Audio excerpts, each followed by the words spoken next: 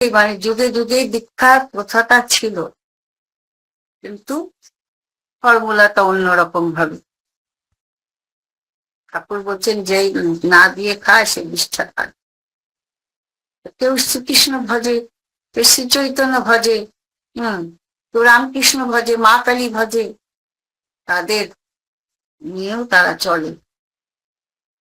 তারপরে সেগুলো তো ধরেন কিছু রেখে যাননি, সেগুলো মানে দাদা মায়েরা ছিটকে গেছেন, কি করব কি করব। আমার পরম দয়াল শ্রেষ্ঠ ঠাকুর প্রেমচন্দ্র আসলেন সেই বাংলাদেশে, ছিলেন মায়েরা অপূর্ব সন্তান। তিনি যখন জন্মগ্রহণ করলেন, একবারে গোটা আকাশ বাতাস একবারে পুলকিত হয়ে উঠল, মনে হচ্ছে না আগুন লেগেছে ঘরে। সবই জানেন, মাঠের কৃষকরা সবাই জল নিয়ে এসেছে, এসে দেখেন মায়ের কোলে ফিট ফিট করে হাসছেন, ন্যাড়া মাথা, আর তার থেকে জ্যোতি বেরোচ্ছে। ঠাকুরের ছোটবেলার কথা অনেক আছে। আস্তে আস্তে বড় হতে লাগলেন,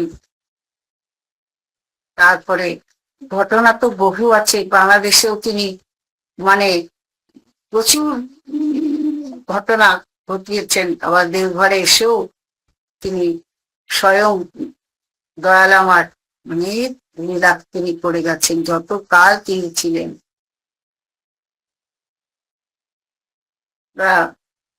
আমরা অনেকে তার লীলা দেখেছি, অনেকে দেখতে পাইনি, কিন্তু তাদের তো শরীর আচার্য পরম্পরায় তিনি লীলা করেই চলেছেন।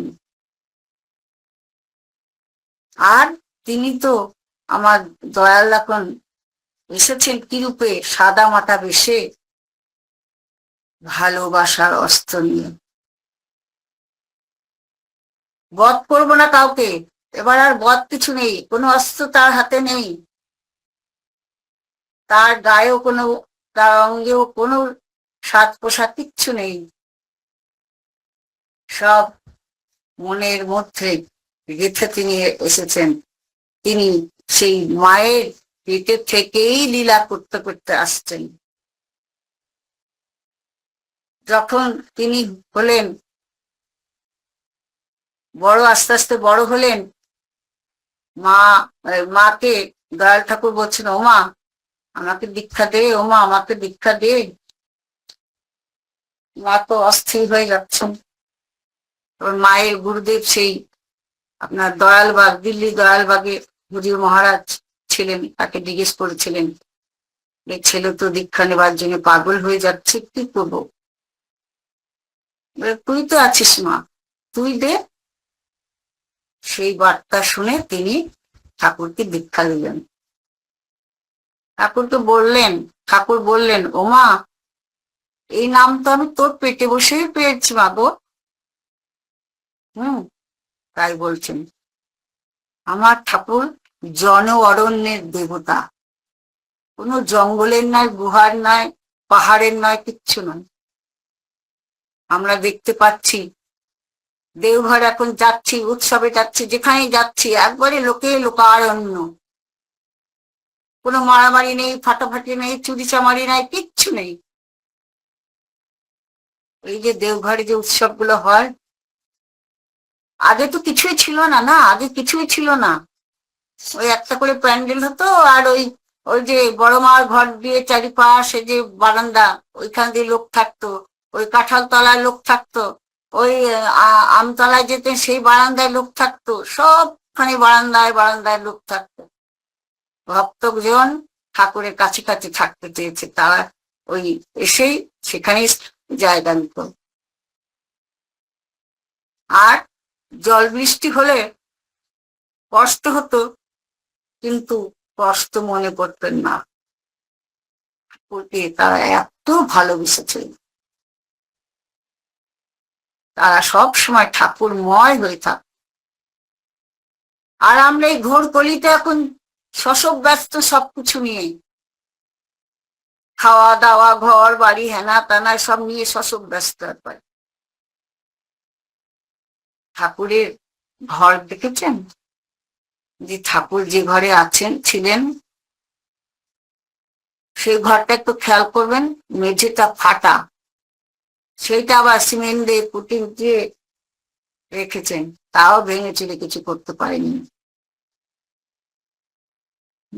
অমনি তিনি যখন বাংলাদেশ থেকে এসেছেন, এসে ওদের ওই মেমোরিয়াতে ছিলেন, আমরাও দেখেছি। আর সবাইকে নিয়ে তিনি চলতেন। আকাশের দেবতা নয়, এটা আমাদের কাছের দেবতা। দেবতা তো যুগে যুগে এসেছেন যুগ মাফিক বার্তা নিয়ে, তাদেরকেও আমরা হারাবো না। পূর্বপুরুষদের তাদের আমার মানতে হবে।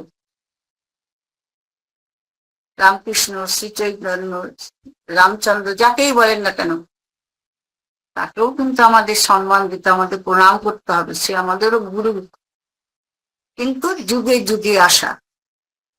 আর এই সময় ঠাকুর অনুকূলচন্দ্র এসেছে। এই সময় যে দয়াল তিনি এসেছেন এই ঘোর কলিতে, তাকে ধরা প্রয়োজন আছে। কিভাবে চলবো আমরা, তাই তিনি শেখাবার জন্যই এসেছেন। দেখছেন যে কলিকাল, এই কলিতে একদিকে উত্থান পতন হচ্ছে, পতন হয়ে যাচ্ছে, আবার উঠেও দাঁড়াচ্ছে ঠাকুরকে গ্রহণ করে। শ্রী শ্রী মা আমার একবারে রাস ভারী, গম্ভীর, ভেতরে খুব নরম। তিনিও এই সংসারে এসে অনেক কষ্ট করে সংসারটাকে তৈরি করছেন। কিন্তু শোনেননি দিদিমা, তারপরে মাসি শাশুড়ি, এই হানা টানা সবাই মায়েরা ওই বাসন কোসন মেজে এনে রেখে দিচ্ছেন, এঁঠো লাগিয়ে দিচ্ছেন, রান্না করছেন, তাতে নুন ঢেলে দিচ্ছেন, কাঁচা তরকারি নামাচ্ছেন। ওই যে মা বলে দিয়েছিলেন, বড় মার মা কি নয়নী মাতা, যে তুমি শ্বশুর বাড়ি গিয়ে কিন্তু কখনো না বলবে না, পারি না, পারবো না, করবো না, হবে না, বলবে না। সেইটি তিনি মনে রেখেছেন, আর এতখানি মাথায় কাপড় দিয়ে তিনি চলতেন। ঠাকুর একদিন বলছেন, বড় বউ, তোমার যে কার্বঙ্কলটা হয়েছে, আমি তো গুছিয়ে বলতে পারি না, যেটাই মনে পড়ছে সেটাই বলার চেষ্টা করি। তোমার যে কার্বঙ্কল হয়েছে, ডাক্তারবাবুরা এসে সেটাকে অপারেশন করে দিলেন, তুমি একটু খাওয়াবে না, ওনাদের একটু খাওয়াবে না? শ্রী শ্রী বড় মা কোনো উত্তর দিলেন না, সঙ্গে সঙ্গে রান্নাঘরে গিয়ে যা রান্না করার তিনি রান্না করে সবাইকে খেতে দিলেন। এই তো আমাদের বড় মা, শ্রী শ্রী বড় মা। মুখ বুঝে তিনি কাজ করে চলেছেন, ইষ্টের কাজ। আমার দয়ালকে স্বামী রূপে কি প্রতি দেবতা রূপে তাকে পূজা করেছেন, তবেই না অত সুন্দর সন্তান এসেছে আমার শ্রী শ্রী পিতৃদেব। আবার পিতৃদেব ও ঠাকুরের শ্রী শ্রী বড় মার মানে এত সেবা করেছেন সব কিছুতেই। হ্যাঁ হ্যাঁ, মানে তথস্থ, কখন কি বলবেন বড় মা, এই ঠাকুর বড় মা, সেই প্রস্তুত ছিলেন। তখন তো এত গাড়ি ঘোড়া ছিল না। ঠাকুর বললেন, একদিন দেখ আমার কিছু কাপড়ের দরকার রে, শেষে বলতাকে। তখন বলছে, হ্যাঁ বাবা, আমি এনে দেবো। সেই যে বলেছেন, আর সেই রোদ, সেই দুপুরবেলায় সেই রোদের মধ্যে তিনি হেঁটে হেঁটে সেই বাজারে গেছেন, বৈদ্যনাথ ধাম বাজারে। সে মাথায় করে ঝুড়ি করে সেই কাপড় চোপড় নিয়ে এসে তার কাছে রাখলেন। ওই কাপড় চোপড় যাকে যা দেবার তাই আমার পরম দয়াল দিলেন। সারা জীবনে সবাই দিয়ে থুয়ে পড়ে গেলেন, ভালোবেসে গেলেন আমাদেরকে। আমাদের কেউ যদি ভালো না, আমরাও যদি ভালো না বাসি, তাহলে কি করে হবে? কারণ তার দয়ায় দুনিয়াতে এত সুন্দর পৃথিবীটাকে তিনি তৈরি করেছেন, গাছে পালাতে সবকিছু দিয়ে। আমরা তার হাওয়া বাতাস ব্যবহার করছি, তিনি কি না দিয়েছেন, তার দয়ায় তো বেঁচে আছি। তাই যজন যাজন ইষ্টভৃতি স্বস্তিনী সদাচার আমাদের অবশ্যই নেওয়া দরকার। ইষ্টভৃতি করতেই হয়। ঠাকুর বলেছেন না যে মানে ভগবানকে ঠাকুরকে না দিয়ে কিছু খাওয়া যায় না, তাকে বিষটা খাওয়া বলে। সেই দয়ালকে আমরা প্রত্যেক দিন যে ইষ্টভৃতির সঙ্গে তার সঙ্গে যোগাযোগ হয়ে যায়, নারীর টান বলে না, সন্তানের মায়ের নারীর টান তেমনি হয়, তার সঙ্গে কানেকশন হয়ে যায় ইষ্টভৃতির মাধ্যমে। ওই যে ট্রেনে করে দাদারা যাচ্ছেন, অনেক দাদারা যাচ্ছেন, আমার গুরু ভাই দাদা একজন ছিলেন, ঠাকুর বুঝতে পারছেন ওই ট্রেনটা অ্যাক্সিডেন্ট হবে, তখন ঠাকুর সে দাদাকে জানান দিচ্ছেন, নেমে আয়, নেমে আয়, নেমে আয়। তিনি বুঝতে পারছেন না, চারিদিকে তাকাচ্ছেন, কি হলো, কে বলছে, কি হলো, মনে একটা কিছু সন্দেহ হয়েছে, তিনি নেমে পড়েছেন। আর ঠিক পরের স্টেশনে গিয়ে সেটা অ্যাক্সিডেন্ট করেছে। দিয়ে সে বলছেন, দাদাটি বলছেন ঠাকুরকে গিয়ে বলছেন, ঠাকুর তুমি তো আমাকে বলছো নেমে আয়, নেমে আয়, আর আরো যে ট্রেন ভর্তি লোক ছিল, ওরে শোন, তুই তো আমাকে গ্রহণ করেছিস, তোর সঙ্গে আমার তো টান আছে, তাই তুই ওটা শুনতে পেয়েছিস।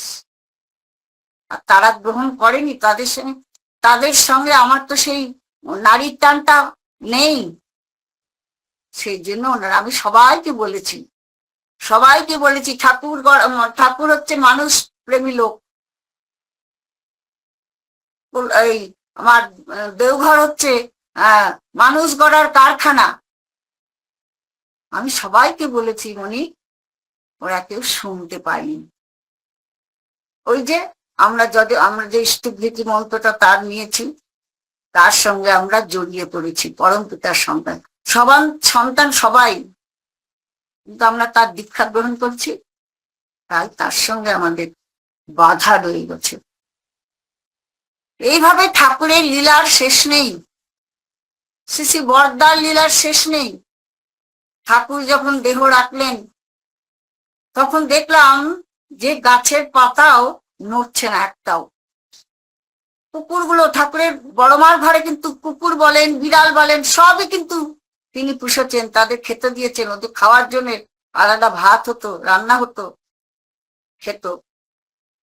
তারা পর্যন্ত মন মরা হয়ে মুখ বুজে শুয়ে আছে। কি পরিস্থিতি আর বলার নেই, সব নিস্তব্ধ। তারপর আমরা ছোটবেলাতে ঠাকুরের ওখানে বসতাম, ওই যে ভেতরটায়, তখন অল্প লোকজন ছিল তো, ওখানে দাদা বসতেন প্রার্থনা করতে, ওখানে প্রার্থনা করে বসতাম। তখন টাইমও ছিল না, তখন ঠাকুর ঠিক সময় করে এসে ওই চৌকিতে বসতেন, হাত পা ধুয়ে পরিষ্কার পরিচ্ছন্ন হয়ে বসতেন, তারপরে প্রার্থনা শুরু হতো, শঙ্খ বাজানো হতো, প্রার্থনা শুরু হতো। আমার শিশু পিতৃদের সেই ওই খড়ের ঘর, যেটা মায়েরা বাইরে বসেন, দাদারা অনেক ভেতরে বসেন, তার আসন আছে, ওইখান দিয়ে আমরা সব মায়েরা বসতাম। বড়দাও বসতেন ওখানে, শিশি বড়দা ওখানে বসতেন, আর আমরা ছোট ছিলাম, সামনে আগে দিয়ে গিয়ে বসতাম। ছোট্ট শিশুর মতো আমাদের সঙ্গে সঙ্গ করেছেন। কি খাইছিস, স্কুল যাবি না, এই সেই গল্প। হ্যাঁ, সব সময় শিক্ষা দিতেন যে কিভাবে কি করবি। একদিন আমি মাথা আঁচড়িয়েছি, শীতেটা ঠিক করিনি, আর সামনেই বসেছি, কি হবে। শিশু পিতৃদেব সেটা দেখেছেন, খেয়াল করেছেন, লক্ষ্য করেছেন। এই শোন শোন শোন, দেখি দেখি তোর মাথাটায় কি হলো। দিয়ে দেখলেন, বলে যা শীতেটা সোজা কর, শীতেটা সোজা করে মাথাটা আঁচড়ে আসো, যাও। এই তার আমাদেরকে নিয়ে তার লীলা। আমরা কখনো উল্টো পাল্টা কাজ করতে পারিনি। ধমকও দিয়েছেন মিষ্টি সুরে, মিষ্টি সুরে। তাকে কিন্তু আমরা ভালোবেসে ভয় পেয়েছি, যাতে তিনি আমার কোনো কাজের জন্য তার সে কষ্ট না পায়। আবার মাঝে মাঝে আমাদের নিয়ে যেতেন এখানে ওখানে। ওই আমরা একবার ভীমবাগ গেছিলাম, সেখানে গরম জল হয়, ওইখানে রান্না খাওয়া দাওয়া সব হলো। সেই বাসে আমরা গেলাম, মিনি বাস, বাস ছিল ছোট ছোট। তারপরে খাওয়া দাওয়া হয়ে যখন আমরা ফিরছি, প্রার্থনার সময় হয়েছে, তখন ওই মাঠে পরিষ্কার মাঠ দেখে সেখানে শতরঞ্চি পেতে প্রার্থনা করে তারপর আবার উঠতেন। ঠাকুর বলেছেন না, দুবেলা প্রার্থনা করতে। আমরা মা বাবা, আমরা যা শেখাবো তাই কিন্তু আমার সন্তানরা শিখবে। শিখাতে হবে হাতে ধরে, না হলে কিন্তু যদি বলি ওরা তো দেখছে, ওরা শিখে যাবে, জেনে যাবে। থাক, বাচ্চাটা ঘুমিয়ে আছে, থাক, এখন উঠাবো না। প্রার্থনার সময় যদি ওই চোখ কচলাতে কচলাতেও ওঠে না, আপনার কোলের কাছে বসে, তাহলেও মঙ্গল। কারণ সেই অভ্যাসে অভ্যস্ত হয়ে যাবে সেই প্রার্থনা করা। আর সন্তানদের ওই 5 বছরে নাম, 12 বছরে দীক্ষা, এটা আমাকে দিতে হবে। কারণ আমি ঠাকুরকে যখন ভালোবাসি, ঠাকুরের দয়ায় যখন আছি, তখন আমার সন্তানরা কি করেছে, তাদেরকেও আমার ঠাকুরের চরণে দিয়ে যেতে হবে। আমরা অনেক সময় ভুল করি, ভাবি আমার সন্তানরা বড় হলে কি খাবে, কি করবে, তার জন্য কিছু টাকা পয়সা ঘর বাড়ি করে রেখে যায়। দয়াল আমাদের যে কাকে কি দিয়ে রেখেছেন তা কিন্তু জানি না। খেতে পাবো কি পাবো না, কোথায় থাকবো তাও আমরা কিন্তু জানি না। বাবা মা হয়তো চলে গেলেন আমাদের জন্য রেখে, সেইগুলো কেউ হয়তো রাখতে পারলো না। আবার কোনো সন্তান সে কিন্তু সেই বাবার নাম রাখলো, সে ঘর বাড়ি সন্তানাদি দিয়ে তার সব করে সুন্দরভাবে ঠাকুরকে নিয়ে রয়েছেন। এবার যার যার বিধাতা যা লিখে যান তাই হয়।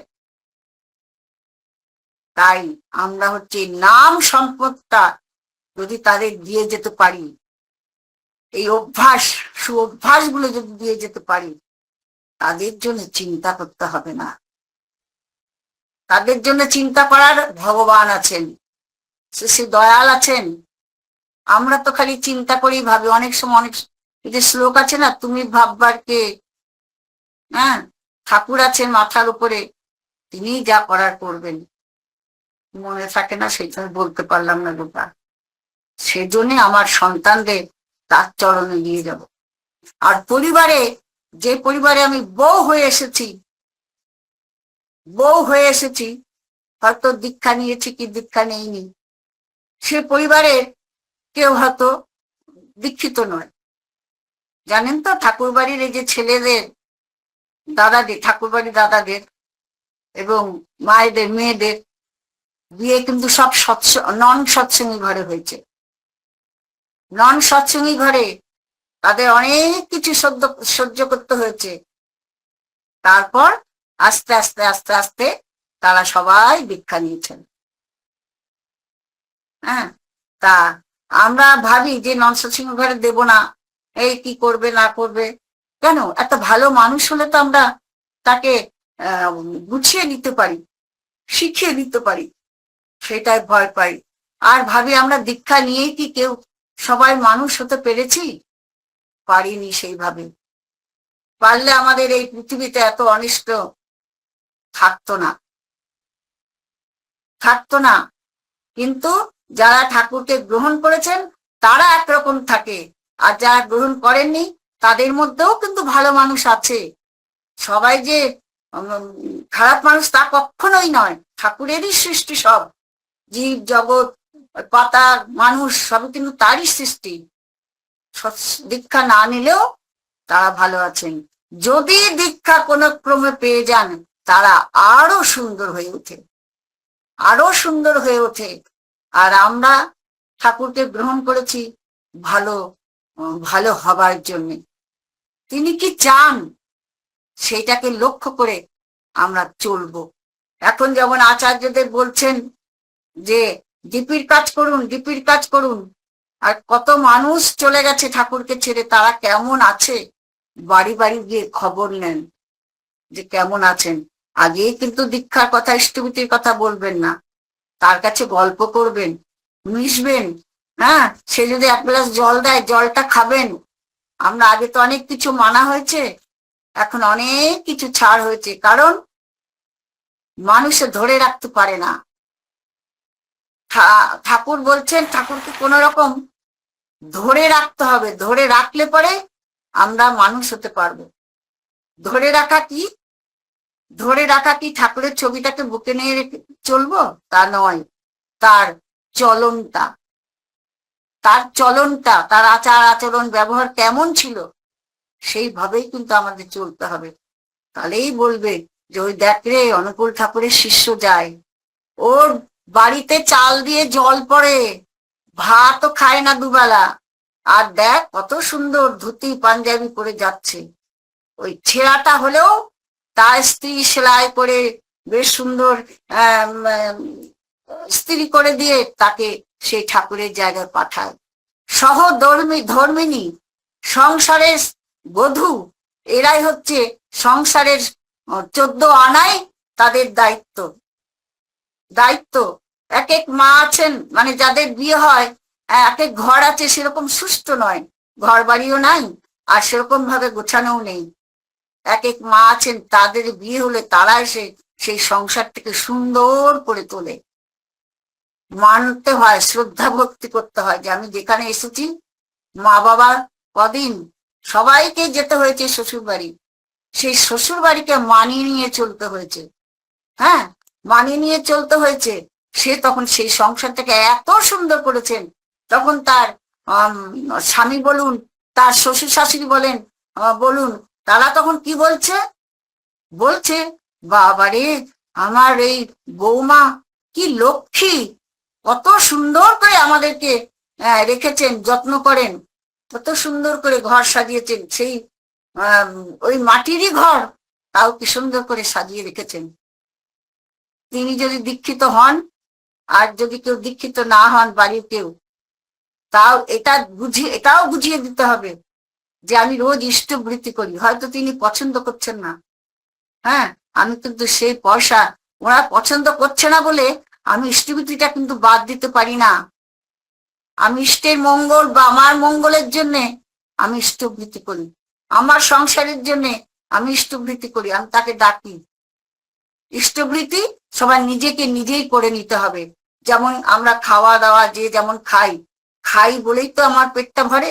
ইষ্টবৃত্তি নিজের হাতেই ঠাকুরকে দিতে হয়, আর সে 30 দিনের দিন দিতে হয়, না 29 না 31।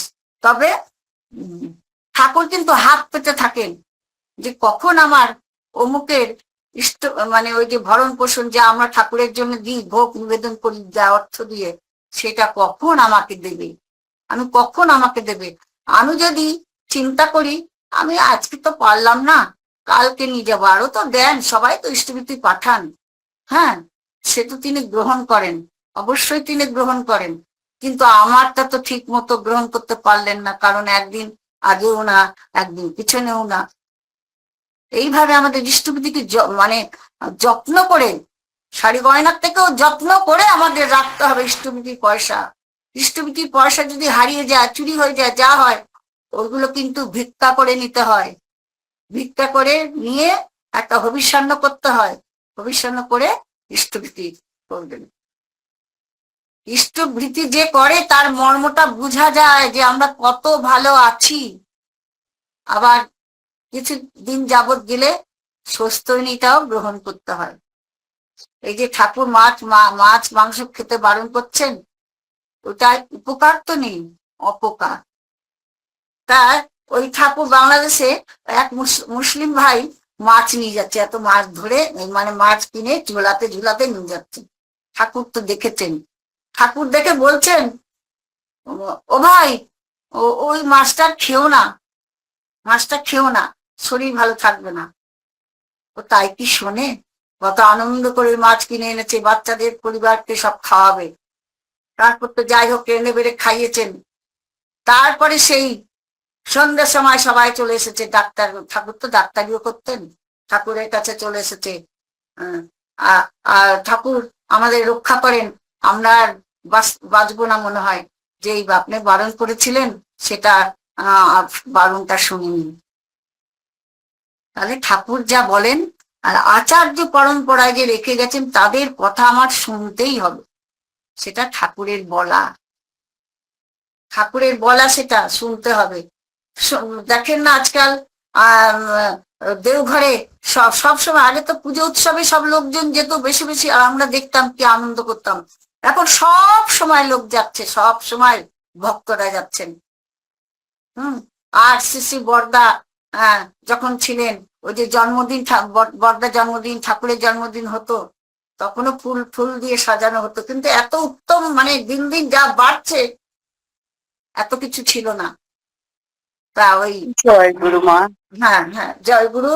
কারণ পরম পিতার কথা অনন্ত অসীম, একটা বলতে গিয়ে আর একটা বলি, কোনো বুঝছো না, যেটাই মনে আছে তেমনি বলে ফেলি। মা আমায় ঠাকুরের কাছে ক্ষমা চেয়ে নি, কি বলবো। আপনারা এই এই যে আমরা একসঙ্গে এই যে আমরা লিঙ্কে আছি, মনে হচ্ছে না আমরা পাশাপাশি বসে আছি? আমরা রোজ লিঙ্কে, যে লিঙ্কে ঢুকি না কেন, মনে আমার চেনা মানুষটা রয়েছে, একবারে চেনা, নিজের ভাই বোন বন্ধু মা মাসি, একবারে চেনা। নিজেরটাকে হয়তো আমরা চিনলাম না। তাই পরম পিতার সন্তান আমরা, মাঝে মাঝে দেওঘর যাবেন, আর যা তিনি বলেছেন সেগুলো করার চেষ্টা করবেন। কথার শেষ নেই, আজ এই অবধি রাখলাম। জয় গুরু, জয় গুরু, জয় গুরু। জয় গুরু মাগো, জয় গুরু। জগজ্জননী শ্রী বড় মা শিখেছিলেন ছোটবেলায়, জানি নে পারি নে নেইকো ঘরে, তিনের কাছে দেবতা হারে। শ্রদ্ধেয়া স্মৃতি দাস মা বললেন, এত ভালো লাগলো। এই তিনটে কথাই যদি আমরা সংসারে মেনে নিয়ে চলতে পারি, তাহলে সংসার সমৃদ্ধ হবে, আনন্দে ভরে উঠবে, কারো মনে কোনো দুঃখ থাকবে না। আমাদের এই শ্রদ্ধেয়া যে স্মৃতিমা কত কথা বলে গেলেন, খুব ভালো লাগলো মা, ভীষণ ভালো লাগলো। আপনার এবং আপনার পরিবারের সকলের ইষ্টচ্ছল সুদীর্ঘ মঙ্গলময় জীবন প্রার্থনা রাখি। পরম পিতার শ্রীচরণে মা অনেক কথা বলে গেলেন সহজ স্বাভাবিক ভাষায়, এত ভালো লাগলো, এত সমৃদ্ধ হলাম। জয় গুরু মাগো, আরো অনেক শোনার আগ্রহে জয় গুরু, রইলাম। জয় গুরু, জয় গুরু। সবাই ভালো জয় থাকবেন, সবাই ভালো থাকবেন। জয় জয় গুরু। গুরু মা, জয় গুরু। এবারে আমরা চলে যাব জয়ধ্বনি প্রতিধ্বনিতে। মাতৃ সম্মেলনের তো কখনো সমাপন হয় না, বিরতি হয়। আবার মাতৃ সম্মেলনে আসবো পরবর্তী সময়ে। এখন আমাদের মাঝে জয়ধ্বনি এবং প্রতিধ্বনি পরিবেশন করবেন শ্রদ্ধেয়া খেলা দাস মা, মারুগঞ্জ কোচবিহার থেকে, এবং শ্রদ্ধেয়া দীপা মণ্ডল মা, বয়রা বনগা থেকে প্রতিধ্বনি দিবেন। জয় গুরু। দুই মায়েরা পরিবেশন শুরু করো। খেলা মা, শুনতে পাচ্ছ?